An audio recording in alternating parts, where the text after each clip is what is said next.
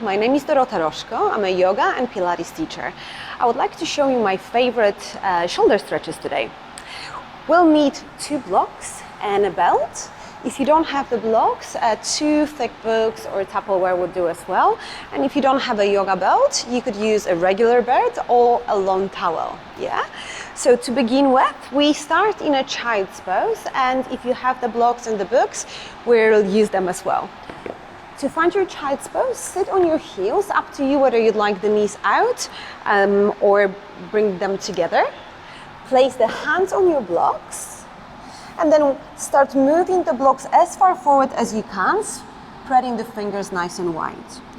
Forehead may touch the floor, and instead of relaxing the shoulders completely, you press the hands against the blocks and lift the elbows, lift the shoulders a little, or rather the armpits. That will change the sensation across the shoulder and the upper back perhaps. With each inhalation, try to push the block slightly farther forward, lengthen the arms, lengthen the torso.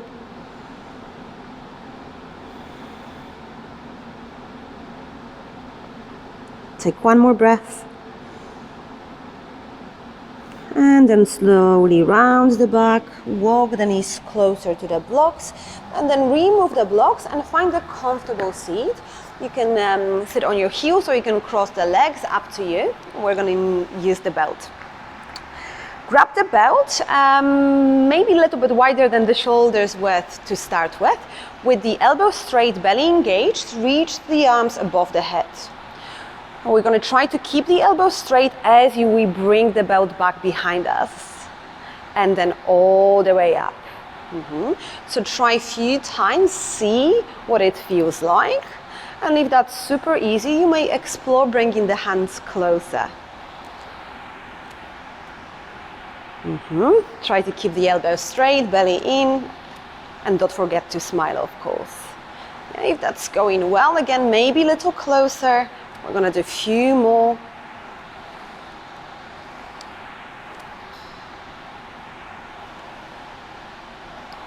Last 3. Last 2. And last 1. Good job. This time we change the position of our hands. So this time palms will face forward. That may be a little tougher for some of us, so perhaps take the hands a little bit wider than you've just had them. Roll the shoulders back. Ready? Bring the belt up and then all the way back. If you feel that one elbow is bending, maybe take the arms, take the belt a little bit wider.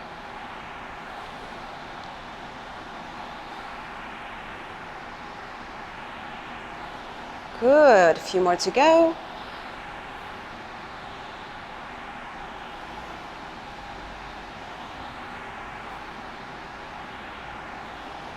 And last one. And we're done. The next one, we move the hips slightly to the left. So in fact, we actually sit on the left hip and we take the legs to the right. You secure the belt with your right hand, so it could be anywhere close to your legs. Your legs could be like so, or legs together, whatever feels comfortable and stable enough. We hold the belt with the left arm. So make sure the right hand stays down and the belt stays on the floor.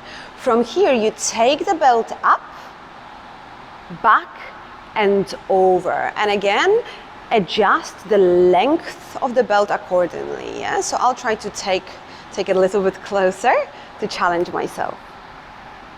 Good.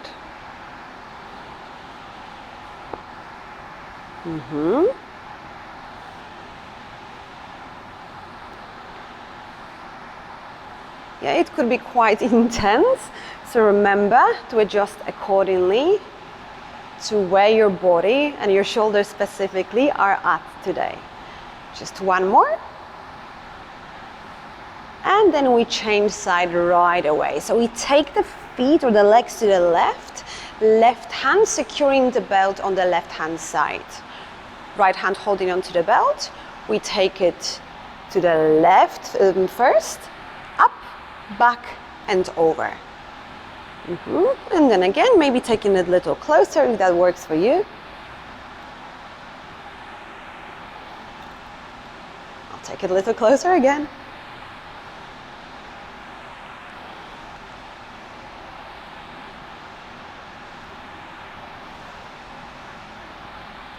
Good job. And then last one. And then back. Good job. Let's take the belt to the side and let's return to all fours, hands and knees. And we'll need our blocks again. You can use the second height or the third height. So I would suggest to check both and decide what suits you. I'll go the third height right away. And place your elbow and your tricep on the block. So make sure you're not placing the elbow towards the front edge, so a little bit closer to the back edge. So the blocks are shoulders width apart. I'll show this way as well.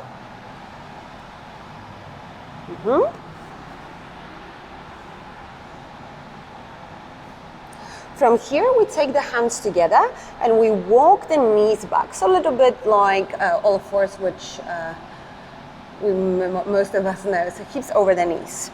Now, so the first one, the fingertips will stay reaching up towards the sky. Elbows gently pressing against the blocks as you melt the heart, the chest towards the floor. You can drop the head down. We're going to take a few deep breaths here.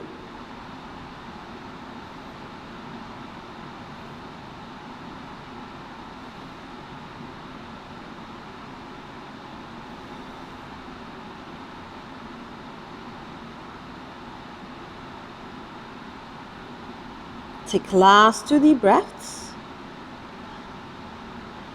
And now start moving your fingertips closer towards the upper back. So perhaps the fingers touch in between the shoulder blades.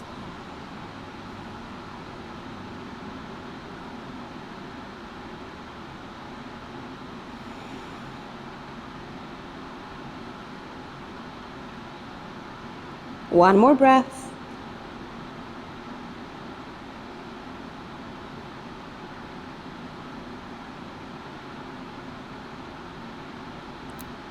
And then push the elbows against the blocks, pull the belly in, round the back as you walk the knees in. Good job. From here, let's take the blocks aside. And we step the feet forward, hips width apart.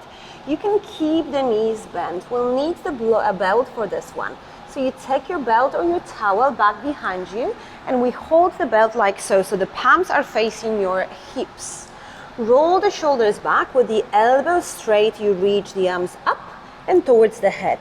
Now up to you. You can keep the knees soft or you can straighten the legs all the way with your belly close to your thighs. You can stay still or you're welcome to move the arms up and down a few times, side to side.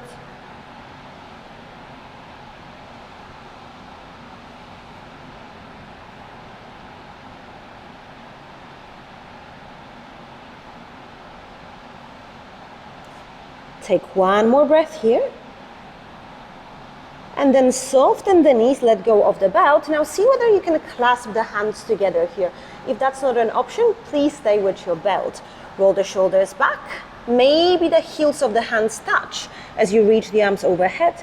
And then again, knees soft or extended.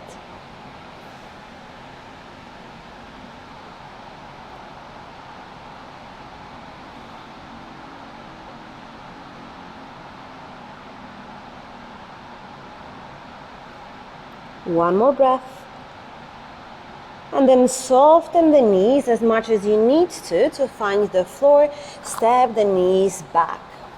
So we begin in all fours with the hips over your knees. From here, start walking the hands forward, elbows straight. Keep the elbows straight. Start melting the chest towards the floor. Maybe forehead touches the floor. Some of you will be able to touch the chest down and maybe the chin. Yeah, puppy stretch. Keep the belly in so we don't let go of that front core completely.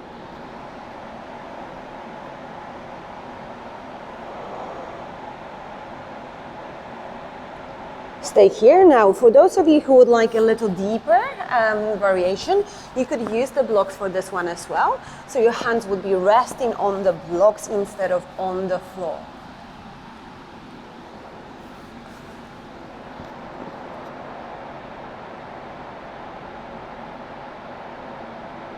Take a few more breaths here.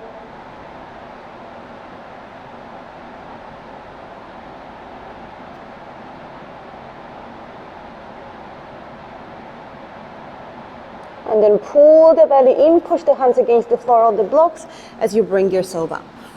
Nicely done. From here, we'll lie down onto our belly. So I'm just going to grab another mat so I can lie down facing you guys as well. So from here, we lie down on our bellies.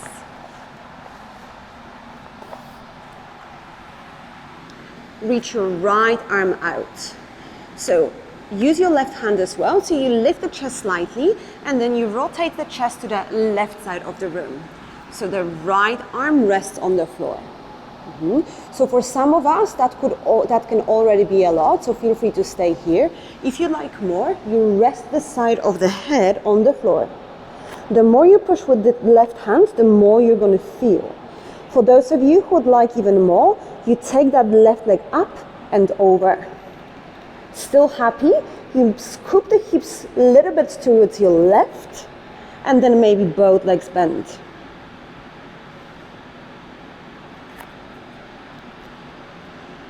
So keep using that hand, keep pushing the floor away from you, so you turn the chest towards the sky.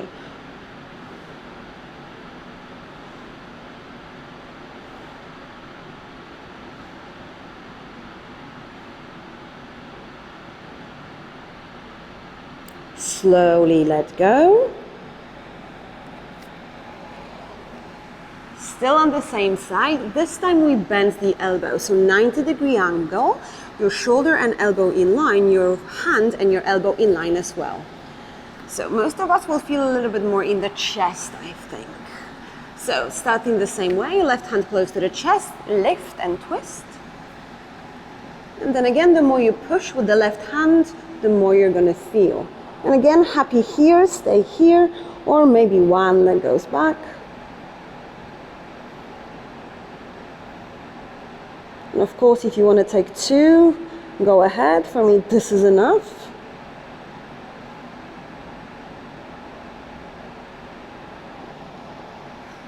I'll try, but yes, that's quite intense.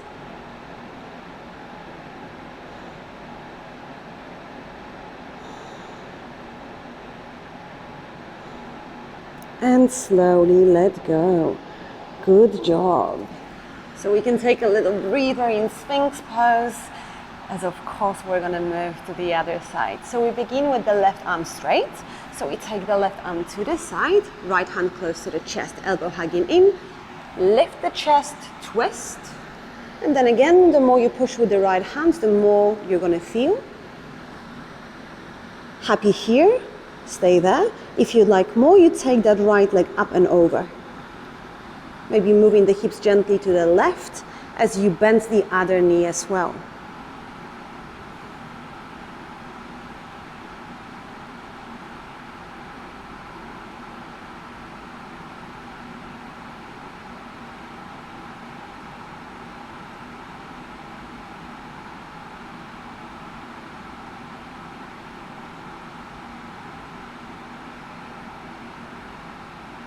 One last breath. And slowly with control come out of the pose. And now we bend the elbow. So bending the left elbow, finding a 90-degree angle. Right hand close to the chest. Twist. Lower the left shoulder. And again, the more you press with the right hand, the more you're going to feel. Happy here, stay. Or flip the right leg up and over.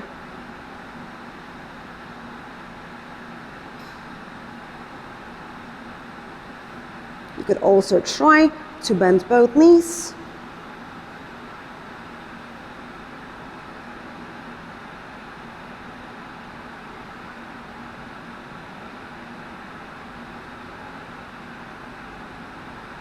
And and slowly let go. Ooh. From here, let's meet in Sphinx pose for a second, and I'll show you the next one, last one. We reach the arms forward, then we slide the right arm under, and left arm goes to the right. So we cross either on the lower arms. For some it's going to be the elbows. For some of us, it's going to be the upper arms. I'll take the mic here so you can hear me better. So walk the arms as far from each other as you can. Once you can't go anymore, drop the chin onto the arm. You can close the eyes, of course.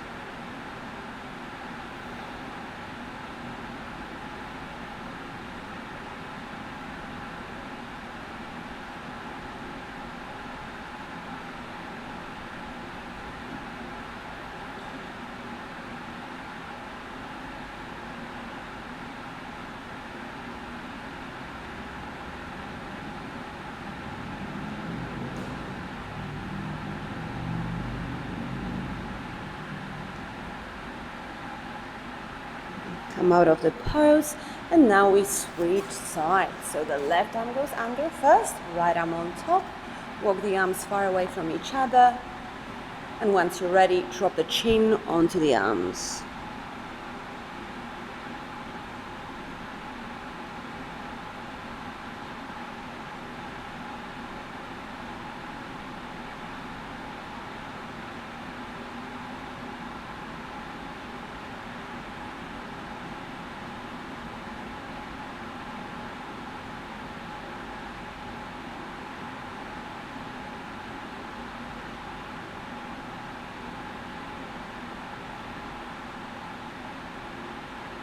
And slowly start coming out of the pose. Oops. Let's bring the hands close to the chest, roll the shoulders back and push back into a child's pose. And this time feel free to take the arms back close to the feet, drop the forehead onto the floor. Allow the arms to relax completely, elbows and shoulders drop in towards the floor. And then slowly roll yourself up into a comfortable seat. Thank you very much for joining me, and I'm looking forward to seeing you soon. Namaste.